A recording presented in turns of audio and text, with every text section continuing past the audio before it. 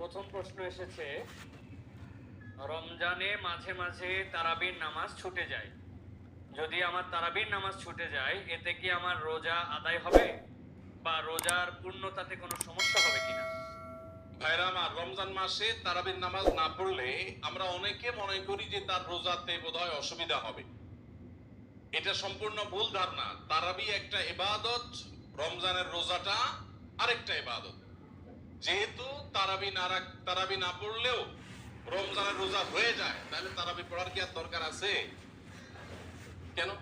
রোজা তো হয়ে যাবে। আলাদা ইবাদত।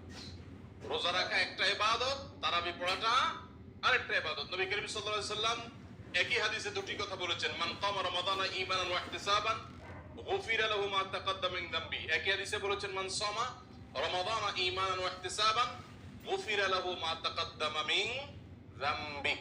যে ব্যক্তি ঈমান এবং ইখলাসের সাথে রমজানের রোজা রাখবে, আল্লাহ তার পূর্বের গুনাহ মাফ করবেন। যে তারাবি পড়বে তারও পূর্বের গুনাহ মাফ করবেন ইনশাআল্লাহ। এজন্য ভাইরা, তারাবির নামাজ পড়তে হবে। এটা সুন্নাহ, গুরুত্বপূর্ণ সুন্নাহ, সাধারণ সুন্নাহ না।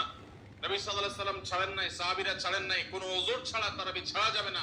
জামাত ছুটে গেলে একা একা হলেও পড়বেন, কিন্তু কোনো কারণে পড়তেই পারলেন না, সফরে আছেন, ট্রাভেলে আছেন, বাসে ছিলেন, ট্রেনে ছিলেন, নাইটে সফর করেছেন, তারাবি পড়তেই পারেন নাই, ইনশাআল্লাহ আপনার রোজা হয়ে যাবে।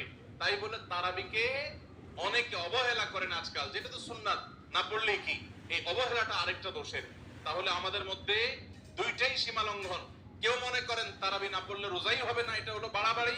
আবার অনেকে মনে করেন তারাবি না পড়লেই বাকি, এটা হলো ছাড়াছাড়ি। এই বাড়াবাড়ি এবং ছাড়াছাড়ির মধ্যে আমাদের থাকতে হবে। আল্লাহ আমাদের তৌফিক দান করুন।